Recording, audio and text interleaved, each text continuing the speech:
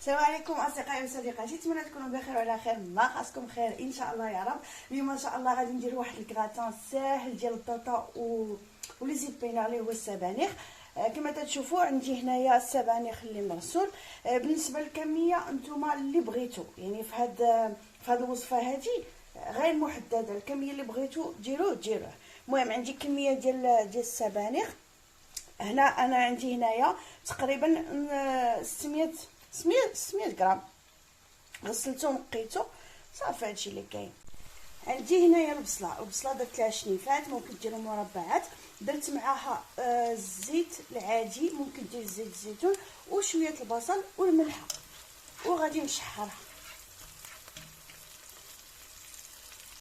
هنا عندي الكميه ديال البطاطس اللي غادي نقطعها يعني دوائر رقاق. يعني الا عندكم ديك الماكينه استعملوها، ما كاين حتى شي مشكل، ولا هي بالموس. المهم كما قلت لكم البطاطا ديروا العدد اللي بغيتو نتوما. غير واحد الحاجه اللي بغيت نقولها لكم، انا غادي ندير في هذه الوصفه هذه الكريمه والحليب. تجي وصفه زوينه وغنيه. الا درتوها بالكريمه فقط تجي رائعه جدا، وإلا درتو فقط الحليب تجيكم بالمذاق ديال البوري. فانا بالنسبه لي من الاحسن تخلطوا، من الاحسن يعني الحليب والكريمه السائله. المهم مما تقلى ليا البصله غادي نقي ان شاء الله البطاطا ونقطعها الى دوائر رقيقه. من بعد ما تشحر ليا شويه البصله غادي نزيد هنايا واحد 2 فصول ديال الثوم. المهم نتوما حتى هي الا كنتو تتبغيو كميه كبيره ديروها. انا صراحه عزيزه عليا الثومه خصوصا في الكراتان. دونك غادي درت هنايا 2 سمينات كبارين. ومن بعد غادي نزيد التوابل. شنو هما التوابل؟ فقط الفلفل الاحمر والفلفل الاسود. الا ما بغيتوش ديروا الفصوص ديال الثوم ديروا الثوم بودره، ما كاين حتى شي مشكل في هذه الوصفه هذه. ومن بعد غادي نزيد ان شاء الله السبانخ. ما تخافوش، راه دغيا غادي تقلط الحجم ديالو وغادي نخلطو مزيان. بقى بشويه من الاحسن غطيوه غير واحد شويه مما ينزل. ولا الا كانت عندكم مثلا مقلاة ولا شي حاجه صغيره ديروا بشويه. وما غادي نبقى معها، غادي نخلط مزيان ونخلط داك التوابل ونخليها طيب على خاطرها.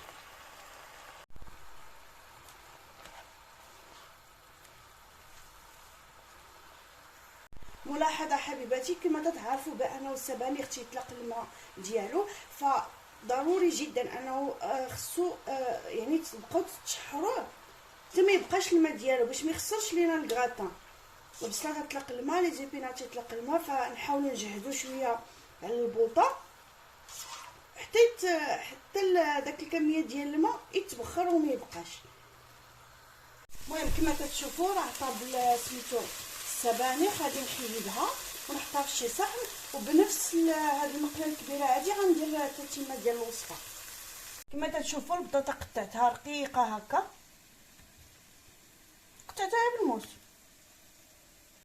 كما قلت لكم في نفس المقلاة ولا كاسرونه ولا سميتو اللي بغيتو. عندي هنايا الكريمه السائله، وصراحه بالكريمه السائله بوحدها تجي واعره بزاف. وغندير الحليب والكميه على حسب اللي بغيتو نتوما وعلى حسب البطاطا اللي عندكم. اوكي، غادي ندير الملح على حسب البطاطا اللي عندنا. ثوم بودره، بغيتو تحكوا فص الثوم حكوه، ولكن حيدوا القلب ديالو. والابزار،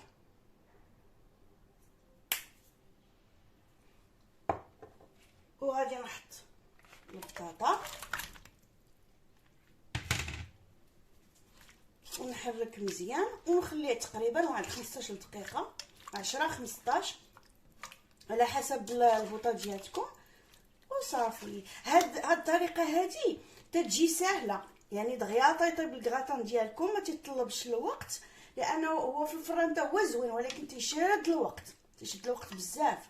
دونك هاد الطريقه هذه ما تتشدش الوقت. غادي نخليها 15 دقيقه ونرجعوا من بعد. هانتوما كما تتشوفوا راه طابت البطاطا، راه تقريبا صافي راه طابت، يعني بحيث هي قطعناها رقيقه جدا. كما قلت لكم هاد الطريقه هذه سهله وزوينه وتتجي بنينه. دابا غندوزو ان شاء الله للمونتاج. خديت واحد المول واحد القالب ودهنته بالزبده، هي اختياريه ولكن الزبده تعطيها مذاق زوينه. غادي ندير التفريشه الاولى ديال البطاطس.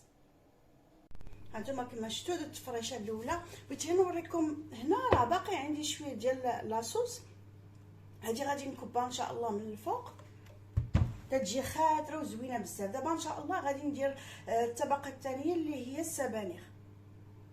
بالنسبه للمبتدئات من طيبوا السبانخ خاصكم تصفيوه من هذاك الزيوت، ودا الا ولا كان فيه الماء ولا شي حاجه.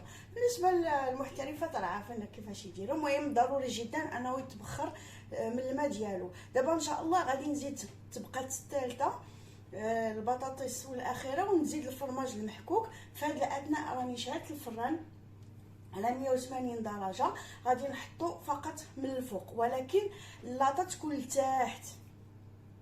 البنات كاينه واحد الطريقه اخرى زوينه تقريبا نفسها، غير فيها بعض الاضافات. شي مره نشاركها معكم حتى هي تتجي رائعه جدا. هي صراحه بيني وبينكم تتكون شويه غاليه، ولكن معليش مره ولا الا كانوا عندنا الناس نديروها تتجي زوينه بزاف، تتحمق. هذه اللي قلت لكم تدار بالسمك ديال السومو، تتجي رائعه وبالبوالو. شي مره نديرها معكم وحتى بالسبانخ تتجي رائعه جدا.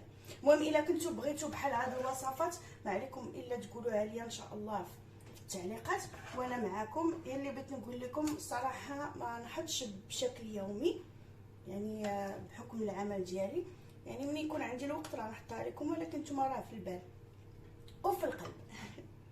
صافي درت عليها الفرماج المحكوك. ممكن ديروا اي نوع من الفرماج اللي تفضلوا، ممكن تزيدوا الفوق شويه من الشبات ولا اي حاجه اللي بغيتو، ونخشوها في الفران ان شاء الله. انا حبيباتي هذا هو الشكل ديال الكراتان اللي يلا خرجته من الفران، تيجي رائع جدا. انا حبيباتي هذا هو الشكل النهائي ديال الطبق ديالنا. رافقته بسمك باني مع سلطه عاديه. نتمنى يعجبكم الفيديو ديال اليوم ويكون خفيف ظريف على قلوبكم، ونتلاقاو في فيديو ثاني باذن الله تعالى. احبكم في الله، بسلامه.